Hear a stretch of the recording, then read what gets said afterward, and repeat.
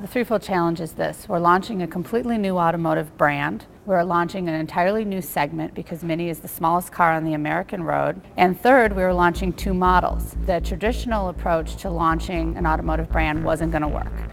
We knew we had to think differently.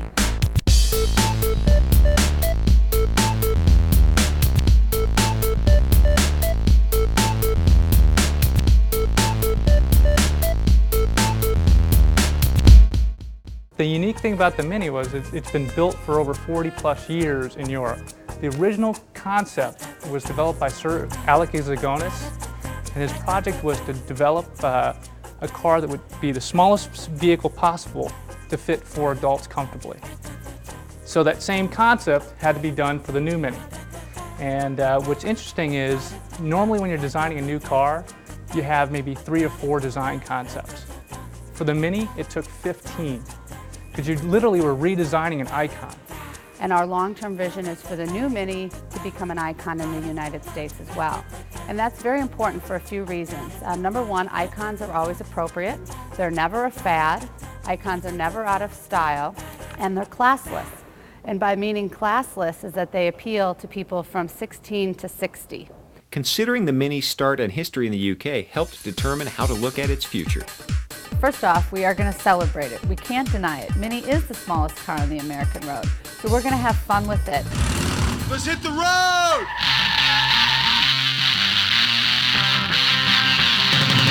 And celebrate this new entry into the U.S. automotive marketplace. Next, Mini needed to know who the customer would be, because it would enable them to tailor their marketing communications to appeal to the prospective buyers in an interesting way. We said very early on, we took the car out and we showed it to consumers across the board. So what we found in talking to these consumers is that they share many of the same traits.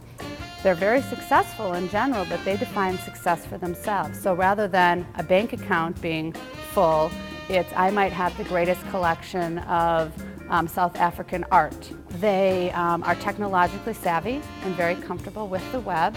And we knew that they would do a lot of online research ahead of time.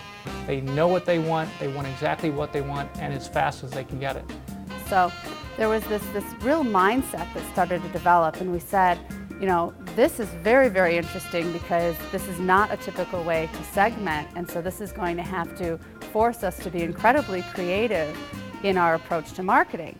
With plenty of enthusiasm about the Mini generated internally, the marketing team was certain it would be successful in creating and promoting the Mini brand. Our goal was really to create one singular tone of voice for Mini. So we knew that we could not work independent of one another interdepartmentally. So our role in the marketing group was to make sure to pull together all the different facets of the organization and make sure that we were all on board with the same sort of philosophy.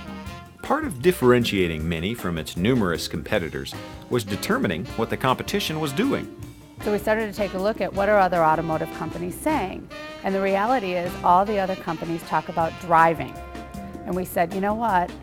Mini is something different. Mini has a spirit of its own, and driving isn't the right way to approach talking about Mini. The Mini team set out to create an integrated message that would appeal to its customers. We created our own culture of driving, really, and we call it motoring. So one of the first things we did was publish a little book called The Book of Motoring. And we distributed over 300,000 of these via requests on the website, auto shows, events, really to explain this culture. And what this culture is all about, it's about volunteering jumper cables.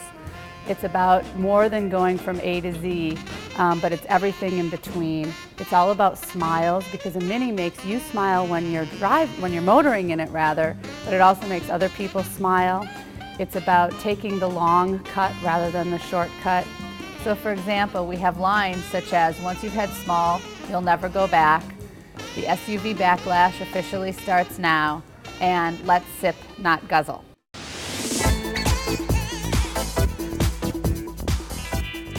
We know the Mini mindset is extremely discovery-oriented, which means they like to investigate things. They like to become comfortable with marketing, but on their own terms.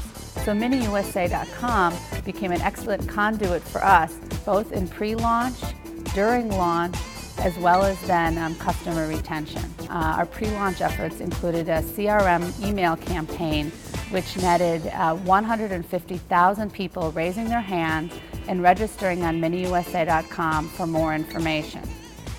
Make Waiting Fun is a really important program for us to keep customers abreast of where their Mini is in the process of build. You're able to go on MiniUSA.com and track your car from the moment you place the order to the minute it's delivered to the dealership showroom. It also allowed us to talk about things that were really important in the product positioning, such as customization. Customization and personalization is one of the huge hallmarks of the Mini brand. People for years have been customizing their Minis, so we needed to perpetuate that as well. And we call it Uification. When you Uify your Mini, you make it your very own. And our ultimate goal is that there wouldn't be one Mini on the road that would be like any other.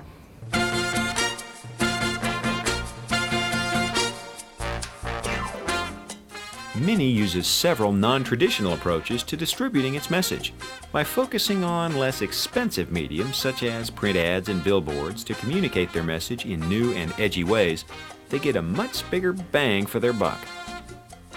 Mini doesn't use the term advertising. We rather reframe it, and we call it creative content and creative content distribution. It includes everything from the new owner's welcome kit, the New Yorker cartoon booklet, Mini on an SUV, Mini mold, auto show displays, as well as MiniUSA.com. So as you can see, it's a very broad range versus just your typical ad, if you will.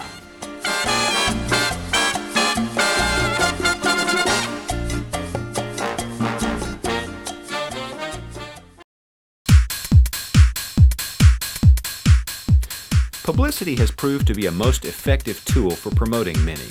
The news and auto media have been inundated with articles and awards regarding the safety, reliability, and ultimate value of the Mini. It truly, for Mini, has been one of the most powerful communication tools we had, because the PR was so extensive and so in-depth and truly magnificent, and it really opened the door and allowed us to do some very unique and different non-traditional approach marketing.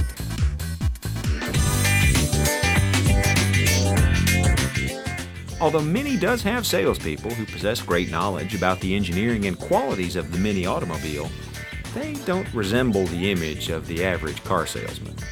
The typical car salesperson title did not quite seem right for Mini, so instead we coined the term Mini Motoring Advisor. We invested very heavily in the training of these motoring advisors to create the ultimate brand experience for the consumer, yet again one of those all-important consumer touchpoints. Welcome to Prestige Mini. My name is Augie Prager. I'm the sales manager at Mini. I think it's a little bit different than your average car dealership, and marketing is completely different from what people are used to. This was a scavenger hunt that we had in the fall, and we had different clues to different points that you would try to meet. And if you were successful enough to meet at all these points, you got a piece of the puzzle.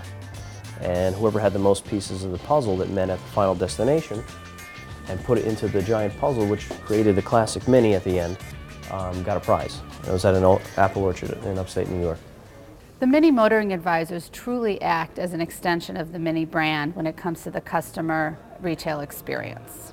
Mini has successfully built a marketing communication system which listens to all groups within the organization, responds quickly to customer feedback and information, and uses their marketing messages to let their customers know they are listening and responding to their needs. A rare opportunity presented itself when we were asked to launch the Mini. Kind of reinvent automotive history. And consumers, as we noted earlier, had virtually 0% brand awareness. People were unsure whether it would be successful or not. So we truly got to build the brand from the bottom up. We ended up winning the North American Car of the Year, and we're the first European vehicle ever to do that, and we did it with the Mini.